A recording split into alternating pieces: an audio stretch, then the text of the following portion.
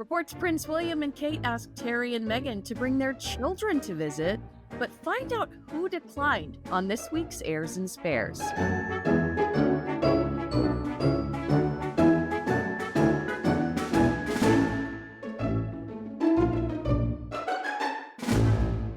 Hello and welcome to Heirs and Spares, the show where we bring you insight and opinion into the lives of two rather famous royal couples on both sides of the Atlantic. I'm Kinsey Schofield, and I'll be bringing you updates on the Duke and Duchess of Sussex right here in sunny California. And here in the UK, where it's not sunny, I can assure you it's been raining non-stop. I'll have all the news on the Prince and Princess of Wales here in the UK. Rupert, it's so good to have you with me this week. Katie is taking a few weeks off, and no better spare for me than Mr. Rupert Bell. You are so much fun to talk to when it comes to royals. You are TalkTV's go-to, but you are really entrenched personally in the royal family, and even in the sporting. You've got Royal Ascot coming up. Like, your schedule must look crazy when it comes to sports and royalty meeting coming up soon. Well, I wonder how many. Well, let's be honest. How many royals am I actually going to be meeting? That's going to be the problem when you look at Royal Ascot, which last year was such a success for the King and Queen. We didn't know how it was going to take place. We always hope the Prince and Princess of Wales will turn up, but this year we're not sure. It might be half a Royal Ascot because they're obviously going to have to work out what to do with the royal programme. Even though, of course, we saw the King last weekend, but we all look forward to the visit at Royal Ascot, in particular, of the Prince and Princess of Wales, because they bring some sort of young stardust to the proceedings. Whatever Kate was wearing, it will be missed.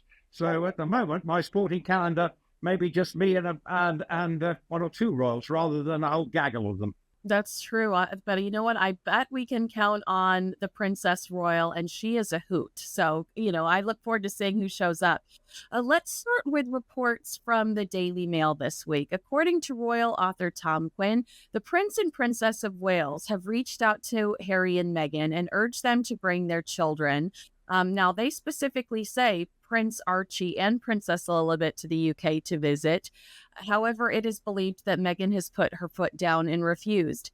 I am kind of puzzled by this, Rupert, because I would believe this story if it was pre-Spare, if it was pre-Netflix special, and if it was pre some really serious and devastating cancer diagnoses. But they specifically say Prince Archie and Princess Lilibet, so it seems like this is a relatively recent development. Do you have a hot take on this? I think the take is a degree of suspicion at the moment. I know that I'm sure Prince William and Prince Harry would love to find a way of repairing the damage, but as you just alluded to, the book, Netflix, Oprah have really scuppered it, and the lack of trust. But I'm sure from a family perspective, they would love the cousins to get together, which is very much part and parcel of the royal way that they are with the families do spend a lot of holidays together. But there are so many, it's such a sideshow. And as you alluded to, with the Princess of Wales now recovering from cancer, the last thing she needs to enter is into a royal soap opera with how the children get on, and Meghan coming in tow, presumably, to go to whether it be Amner Hall or somewhere in Windsor. We don't know where it would be. So it would just become a soap opera. And right now, that doesn't seem to me to be on the agenda for the Waleses. I think they've got one thing on their mind, which is, if you look at the Prince of Wales, he's got his father with cancer. He's got his wife with cancer. He's the new heir to the throne. He's got young children.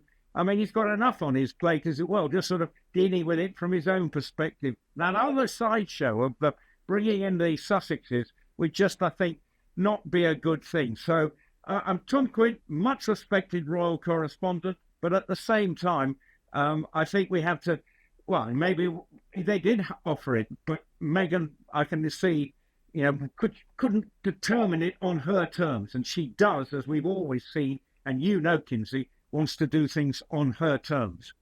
What Meghan wants, Meghan gets. Don't forget that classic line from Prince Harry around the Yeah. wedding: when Meghan wants, Meghan gets. This, what I also think what's interesting about this story is, it kind of contradicts what we've heard over the last few months or almost years, that it's really Prince Harry and Meghan Markle that are in need of that reconciliation to salvage whatever reputation they have left here in the States. There is a real disdain for them, for people that admire and love the British royal family. Yes, and everything we've seen is, they say they don't want to be part of the royal family. You just need to look at their website. Everything indicates that they're hanging on to their royal coattails. And that's, they don't want it. So, or Prince Harry says we don't want that, but without it, they've got nothing to sell. Because suddenly, if they don't have that royal connection, what are they? They're just another celebrity couple. And you in Tinseltown know that celebrities actually have to look as if they know what they're doing. They have to work hard at it more often than not to achieve whatever they want to achieve, whether it be acting or promoting something.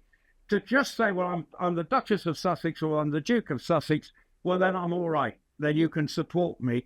No, they need it. And that is the big problem for them. And it's the frustration for, I think, everyone over here. We can all see what's going on, yet they still, but people, are they buying it? Or is the royal family not being strong enough with them saying, right, stop this?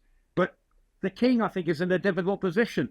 The last thing he wants to add to his stresses and strains is how to, control the Sussexes, because he's probably quite tired anyway, and that will just add to the stress and strain. So at the moment, the Sussexes have free rein in many ways to carry on as they are, using their royal connections.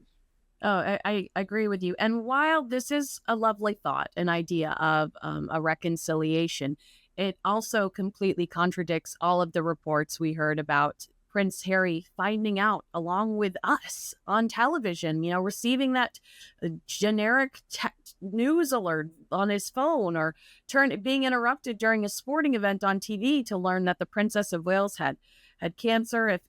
If there is any sort of reconciliation, I feel like there would have been a private, a private conversation around that. Because they don't trust them. That's why they have to control it.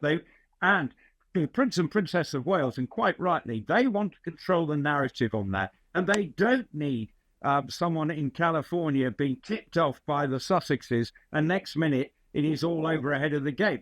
I mean, we did get that Omid Scobie tweet saying, well, stand by your beds almost at 6 o'clock UK time when we got the announcement. But a lot of us had been made aware that there was going to be an announcement. But if they'd known, someone might have actually tipped the wink beforehand. And we don't need that. They want to control the narrative. And actually, that's why. And that does reflect the lack of trust between the brothers, because they know, and what has happened before, anything they've done suddenly has been turned around and is held against them. And to your point, there was really aggressive media coming from California surrounding the Princess of Wales. TMZ basically hiding behind trees at Windsor to get pictures of the Princess of Wales in the car with her mother. TMZ getting and the Sun getting the shot of the Princess of Wales coming outside of the farmers market. So California paparazzi and that kind of just tabloidy California culture has already inserted itself too much in this storyline. Yeah, and actually, when you think that Prince Harry is having a go at the British press, he's got to be more worried about the press over in your country, because they are, when they sniff something, they want to go after it. No, nothing's going to stop them. But, of course, the Sussexes would say, well, it's not against them. So almost is saying, well, we don't really care. So they may be washing their hands of that. But actually, they've got to, if they want to stop the press intruding on royal family, then it's just, the American press is just as culpable. We all saw the pictures of the Princess of Wales in that car with her mother. It was out there, no, not published in this country, but it was easy enough to find. So actually, that is the problem. The American press at times, will go to great lengths to try and get snaps of the Princess of Wales. And that's why it's probably a good thing that they're secreted away in Amner Hall in Norfolk, where they can be kept away from the prying eyes of a long telephoto lens. That is such a great point. I loved coming over there and visiting you. I love playing tourist. Balmoral Castle, it's actually opening its gates to the public for the first time this summer. The website has been so popular that it's been unable to cope with some of the high demand. Have you ever had the pleasure of being around Balmoral Castle? If so, what's it like? Would you ever visit? Tell me. I would be very curious. How are you going to do the £100 trip or the £150 trip, having a little bit of afternoon tea at Balmoral? Because that's what it's going to cost. And 150. so you want some curled up British sandwiches for 50 quid. Hopefully there will be a very nice Scottish tea cake in there somewhere along the way, and a nice cup of tea. It will be popular. They're going to trial basis, but I think it's right that the royal palaces are open to the public. Balmoral, we know, was such a significant part of the late Queen's life. She loved it with a passion, and it was so fitting that in the end that she actually died at her happy place. And I think it is the King's intention to try and say that, not quite a shrine, but actually get people to see where the Queen really did enjoy her life. I mean, we got glimpses of it back in the first royal family documentary back in 1969, which I do remember. Actually, they're coming to film at the school I was at while I was there, but I've told you that story in that podcast, so I'll save it for another day. But when we first saw that back in Balmoral, we know, I think there's a curiosity, and those lovely pictures on the funeral with the cortege leaving. It is a special place. It is in a beautiful part of the country.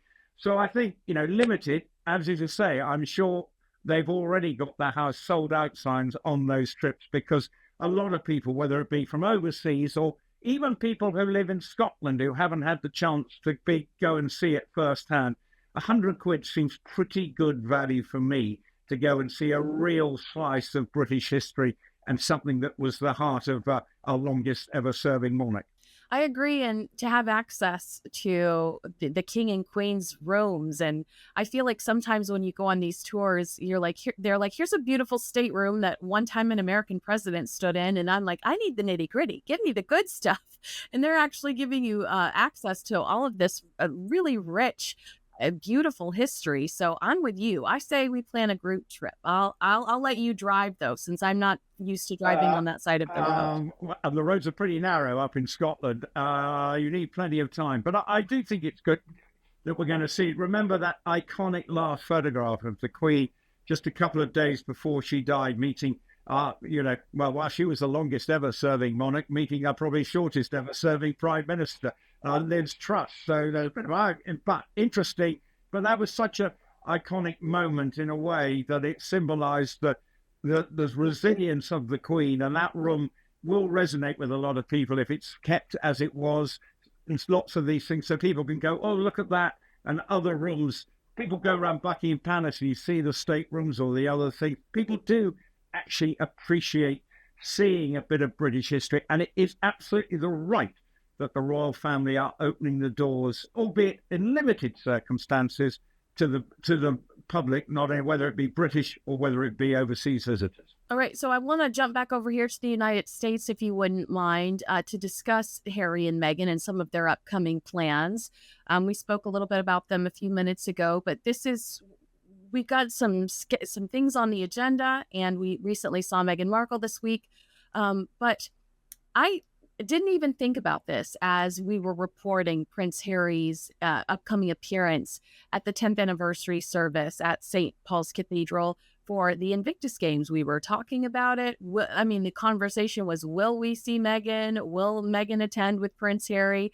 But according to recent reports, there have been some serious security concerns raised, that the fact that it was published that this event was on May 8th so early could potentially jeopardize Prince Harry's security. I'm sure you talked about it a billion times over how Prince Harry lost that high court's challenge against the government over security when he comes. But just to reiterate, they pick, this is on need to know basis, or they're going to choose based on when he requests it, whether or not they feel like he's inclined to that the type of security he wants. Do you feel like this has jeopardized his security, or is this another event where Harry and Meghan are trying to prove a point by making a big deal out of something? You've hit the nail on the head. I think they're trying to prove a point. There is no way the British security services are going to allow something to be compromised, something that is an important part of, and let's be honest, it was an important part of William's life as well, the Invictus Games, when it set up 10 years ago. They're not going to allow something to happen, and it is part of his trying to prove, look, I don't know, you're not going to look after me properly. They will look after him properly. They've said we'll review things on case by case. They are aware at St. Paul's Cathedral, a high-profile venue in its own right, that there is security around. So my take on it is he needs to, understand that he will not be left high and dry as far as security is concerned. He may not have it at the intense levels it would under normal circumstances when he was a working member of the royal family, but he won't be left security-less. It's just not in the interest of the British government, the British people, for something to happen to him. So to think that he would be found to have no security, I think is naive in the extreme, or just is point scoring once again from Meghan and Harry, if this is true, that they want to say need to be treated separately, almost better than anybody else. They don't need to be, because the level normally around the royal family is high enough as it is. But as they are no longer working royals, they are in a different set of circumstances. But as you alluded to, when it comes to this event, there will be the requisite security for him when he comes into the country, but it will be managed on a case-by-case basis. Yeah. Do you believe when the questions surrounding Harry and Meghan not bringing the children around, are they just hyper-protective of Prince Archie and Princess Lilibet, or is it a situation where they are trying to punish people because they're not getting the type of security they want, so they're not going to allow people to have any sort of access to them? I think I understand the privacy of the children. I get all that. And just as the Prince and Princess of Wales are deeply protective of their children, there will be controlled moments when their children are allowed to be seen. And the same, to some extent, applies to Archie and Lilibet. I don't know what happens to them when they're wandering around Montecito. What is the sort of code of conduct, or do they never come out and no one ever sees them? But someone takes a snap, which we saw, like even going to the farm shop. It's very difficult to control and manage. But I do think they want to be seen that they are very different from the rest of the royal family. And we see this the whole time. They want not to be in the royal family, yet they want to be treated like a member of the royal family. And I still can't get my head around, as a couple who moved to America, why they insist on giving their children prince and princesses titles, living in a country where no one has a title. To me, sometimes I'm left with scratching my head at their sort of 1 minute hypocrisy at times, and the way they can go about their lives. Right. And Emily Andrews said not too long ago that their representatives at the time of Archie's birth specifically told her that they didn't want titles for their children. So it is but a bizarre, what is it? A merry-go-round? Like, it just feels like there are so many different contradictions in their stories. And this is the problem for them, because they want something, but then they don't want something. So make up your mind. What is it that you want for your children? Do you want the privacy? When they go to school, in an American school, they're immediately going to be singled out. Well, there's the prince and princess. Well, look, there are lots of celebrities. Okay, people might say, well, that's a daughter or a son of a famous actress or whatever, but that's about the size of it. But when you're prince and princess, that's just a bit different. And they should be thinking of the children. If America's going to be their long-term home, then bring them up as American as they possibly can be, so that they fit in. The fact is they're going to be going to school as the prince and princess. To me, is just plain, I'm going to say it's plain wrong as far as I'm concerned. It sounds like a cheesy Hallmark movie, but Megan is very familiar with those as she starred in multiple Hallmark movies. Speaking of Megan, now I thought it was kind of sweet the way this was described. Her showing off her acting skills while reading to children at the Children's Hospital of Los Angeles. Now she visited on March 21st, and she led what they call a literally healing session. I think it's a play on the word literary. But so Rupert, I think you and I've discussed this before over the last few years. I just feel like this is what they should have been doing 4 years ago, aggressively for 2 years straight before having any of these oversharing media interviews where they complained about their lives. If they would have been doing, we fell in love with Princess Diana by these types of engagements 4 years, well before we saw her sit down with Martin Bashir or, whisper in Andrew Morton's ear. It almost feels like, while this looks great and Meghan looks very sweet, is it too little too late? It has look, it's completely the right thing to be doing in terms of drawing attention and helping to raise funds. That happens the world over. Leading hospitals, children's hospitals, celebrities go in over here, Great Ormond Street, always doing these sort of things. For her, and you're right, if they had just decided, right, our life starts in America, we now build it without all the hoopla, all the negativity, all the sort of point scoring against the royal family, and actually get on and do things that actually give them a sense of purpose, then it might have been much better for them. But there is always, anytime she does anything, there will always be people saying, well, this is just a cynical attempt to try and rehabilitate herself in the minds of whether it be the British public or the American public by doing something like this. Lots of celebrities turn up at this hospital, I'm told, and it's quite a normal thing to happen. And great that she can go in there and look. The kids look like they were having a great time, and all the positivity coming out that it was a fun session. But you do always feel at the heart of it that Meghan will look at the headlines and say, look, I'm the one with the real stardust. And therein lies the problem. You've actually got to balance it out and say, what's at the heart of it? Yes, what the kids will have all had a great time. Money may be being raised. That's fantastic. But I'm pretty sure the PR people will be, look, wow, great. These headlines are fantastic. You've now got to do more of this because this is the way you have to get back. If that's a good thing, then maybe it is, and lots of people will benefit. But she's got to knuckle down and do it always looking as if she means it. Totally agree with you. You have been such a great partner this week, Rupert. Thank you so much for your time. And if you agree with Rupert or I, or disagree with us, let us know in the comments. Make sure you subscribe to Talk TV on YouTube. And thanks so much for watching. We'll see you again next week.